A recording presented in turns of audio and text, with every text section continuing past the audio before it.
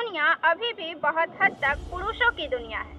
यहाँ तक कि जब कोई महिला इसमें शामिल होती है तो उसे अपने लिए जगह बनाने के लिए संघर्ष करना पड़ता है और जरूरत से ज्यादा विरोध का सामना करना पड़ता है। इसलिए विजय लक्ष्मी पंडित का स्वतंत्रता से पहले और बाद में इतने सारे अलग अलग पदों पर रहना समय के साथ महिलाओं के लिए वह न केवल स्वतंत्रता पूर्व भारत में राजनीतिक पद संभालने वाली पहली महिला थी, बल्कि वह संयुक्त राष्ट्र महासभा की अध्यक्ष बनने वाली पहली महिला भी थी। वह नए स्वतंत्र भारत का चेहरा थी, जिन्होंने 3 अलग अलग देशों में देश का प्रतिनिधित्व किया। वह भारत की स्वतंत्रता में दृढ़ विश्वास रखती थी और उपनिवेशवाद और राज्यवाद की खुलकर निंदा। विजय लक्ष्मी पंडित का जन्म 18 अगस्त 1900 को इलाहाबाद में हुआ था। वह मोतीलाल नेहरू और स्वरूप रानी छुशुशु की बेटी। राजनीति में उनकी रुचि कम उम्र में ही शुरू हो गई थी और उन्होंने 16 साल की उम्र में अपनी पहली राजनीतिक बैठक में भाग लिया था।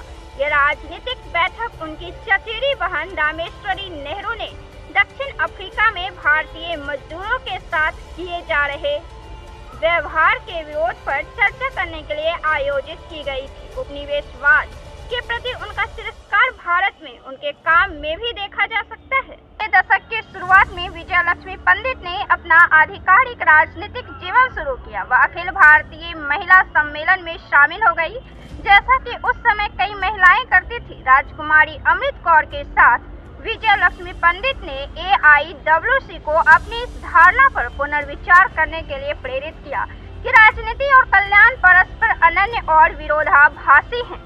AIWC द्वारा एक प्रस्ताव पारित किया गया था कि ब्रिटिश सरकार के तहत आर्थिक मुक्ति के लिए आत्म सुधार के लिए किया गया कोई भी कार्य एक राजनीतिक समस्या होगी। विजय लक्ष्मी पंडित ने 1941 से 1943 तक AIWC का नेतृत्व किया। प्रांतीय चुनाव 1937 में भारत सरकार अधिनियम 1935 के अनुसार हुए। इस दौरान विजय लक्ष्मी पंडित को संयुक्त प्रांत के स्थानीय स्वशासन और स्वास्थ्य मंत्री के रूप में चुना गया, जिससे वह स्वतंत्रता पूर्व भारत में कैबिनेट पद पर चुनी जाने वाली पहली महिला बनी। मंत्री के रूप में अपने कार्यकाल के दौरान विजय लक्ष्मी ने 1935 के अधिनियम की निंदा करने वाले प्रस्ताव को पेश किया। इसके बजाय एक नई संविधान सभा की मांग की। 1939 में जब अंग्रेजों ने सरकार से परामर्श किए बिना द्वितीय विश्व युद्ध के लिए भारतीय सैनिकों को स्वेच्छा से दिया, तो विजय लक्ष्मी पंडित ने अन्य मंत्रियों के साथ अपने पदों से इस्तीफा दे दिया था।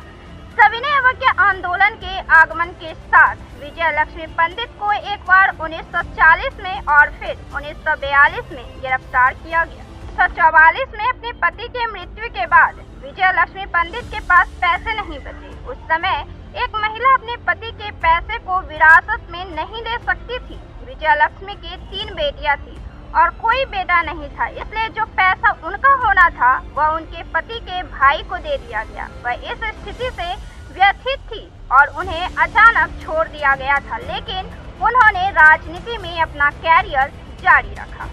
अपने पति के मृत्यु के बाद विजय लक्ष्मी पंडित ने संयुक्त राज्य अमेरिका की यात्रा की। अपने दौरे के दौरान उन्होंने उपनिवेशवाद की समस्याओं और उपनिवेशित देशों पर साम्राज्यवाद के प्रभाव के बारे में बात की। उन्होंने देशों को मानवीय गरिमा, समानता और अधिकारों के लिए जवाबदेह ठहराए जाने पर जोर दिया। वे समानता में दृढ़ता से विश्वास करते थी और उपनिवेशवाद के साथ आने वाले अंतर्निहित नस्लवाद की निंदा करती थी। सैन फ्रांसिस्को सम्मेलन के दौरान उन्होंने भारतीय प्रतिनिधियों को वास्तविक भारत की बजाय भारत के उपनिवेशित संस्करण का प्रतिनिधित्व करने के लिए अंग्रेजों द्वारा चुने जाने के रूप में बुलाया गया।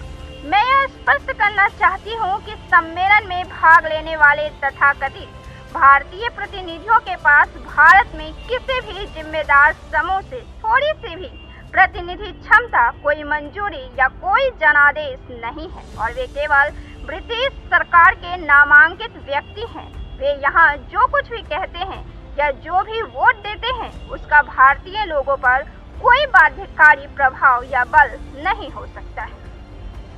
1946 में यूएसए से लौटने के बाद विजया लक्ष्मी पंडित अपने राजनीतिक जीवन में लौट आई।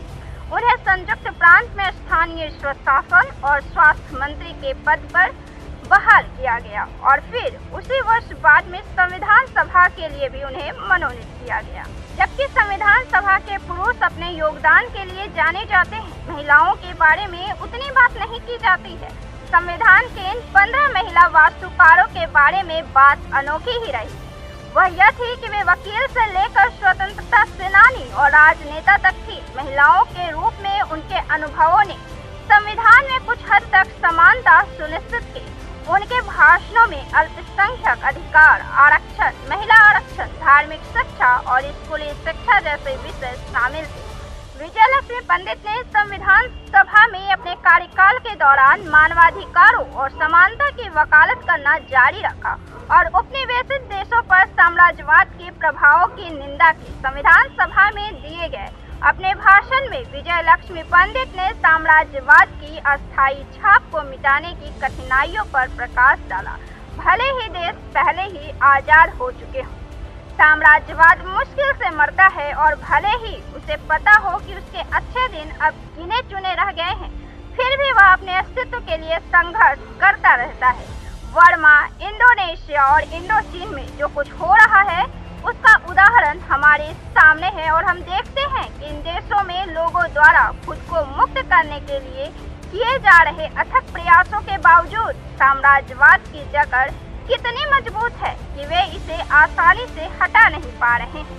विजया लक्ष्मी पंडित ने समग्र की भलाई की वकालत की, न कि कुछ लोगों की भलाई के लिए समग्र की भलाई का त्याग करने की। उन्होंने कहा, भले ही कुछ अल्पसंख्यकों के पास सुरक्षा के लिए विशेष हित हो, यह नहीं भूलना चाहिए कि वे समग्र का हिस्सा है और अगर बड़े हितों को नुकसान पहुंचता है तो किसी भी अल्पसंख्यक के हितों की वास्तविक सुरक्षा का सवाल ही नहीं उठता। भारत के आजाद होने के बाद विजया लक्ष्मी पंडित को सोवियत संघ में भारतीय राजदूत नियुक्त किया गया। उस समय यह यूनाइटेड किंगडम में भारतीय उच्चायुक्त भी थी, एक ऐसा पद जो सबसे अच्छा लगा। उन्होंने उनकी कूटनीतिक भूमिका सोवियत संघ और यूनाइटेड किंगडम से शुरू हुई और 1953 में उन्हें संयुक्त राष्ट्र महासभा का अध्यक्ष नियुक्त किया गया, जिससे वह इस पद को संभालने वाली पहली महिला बन गई। उनका कूटनीतिक कार्य 15 वर्षों तक चला और उन्हें 3 अलग अलग महाद्वीपों में ले जाया गया। भारत लौटने पर विजया लक्ष्मी पंडित ने 1962 से 1964 तक महाराष्ट्र के राज्यपाल के रूप में कार्य किया। उन्होंने 1964 से 1968 तक फालपुर निर्वाचन क्षेत्र से मंत्री के रूप में भी कार्य किया। उन्होंने 1968 में लोकसभा से इस्तीफा दे दिया क्योंकि उनके लिए इंदिरा गांधी के प्रशासन के तहत काम करना मुश्किल था। 1979 में विजया लक्ष्मी पंडित ने संयुक्त राष्ट्र मानवाधिकार आयोग में भारतीय प्रतिनिधि के रूप में कार्य किया। विजया लक्ष्मी पंडित ने भारत की महिलाओं के लिए कई लड़ाइयाँ लड़ी और कई अवरोधों को तोड़ा है। राजनीति में एक महिला होना आज भी मुश्किल है, लेकिन उन्होंने अपना कैरियर तब शुरू किया जब यह लगभग अस्तित्वहीन था। हालांकि वह नेहरू परिवार से संबंधित होने के कारण अपने विशेषाधिकार को स्वीकार करती है, लेकिन वह यह भी जानती है कि एक महिला होने के नाते उन्हें कई बाधाओं से गुजरना पड़ा है। जबकि लोगों ने लगातार उन्हें याद दिलाने की कोशिश की कि वह एक महिला है और एक बाहरी व्यक्ति है, उन्होंने इसे खुद पर हावी नहीं होने दिया।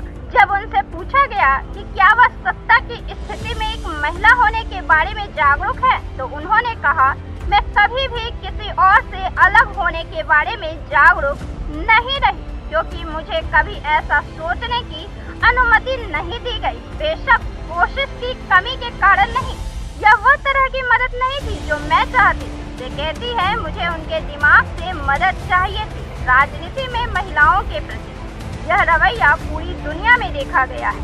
चर्चिल से पहली मुलाकात के दौरान उन्होंने विजया लक्ष्मी पंडित से कहा, मैं तुम्हें स्वीकार कर लिया है। इसका मतलब यह नहीं कि महिलाओं के बारे में मेरे विचार बदल गए हैं। मैं नहीं चाहता कि तुम महिलाओं के दिमाग में अपने विचार डालो। यह उद्धरण विजया लक्ष्मी पंडित को किस तरह के संघर्षों का सामना करना पड़ा, इस पर प्रकाश डालता है।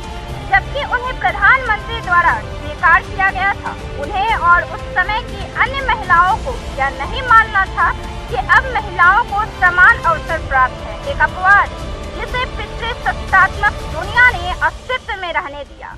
वह यहाँ इसलिए नहीं थी क्योंकि उन्होंने एक अवसर देखा था और उसका लाभ उठाया था, बल्कि इसलिए क्योंकि सरकार चलाने वाले पुरुषों ने उन्हें ऐसा करने की अनुमति दी थी।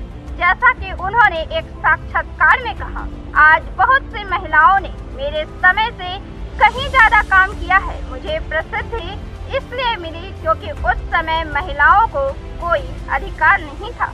तो आपको यह वीडियो कैसा लगा कमेंट कर जरूर बताएं। वीडियो को लाइक करें, शेयर करें और चैनल को सब्सक्राइब जरूर से करें। फिर हम मिलते हैं अगले वीडियो में, तब तक के लिए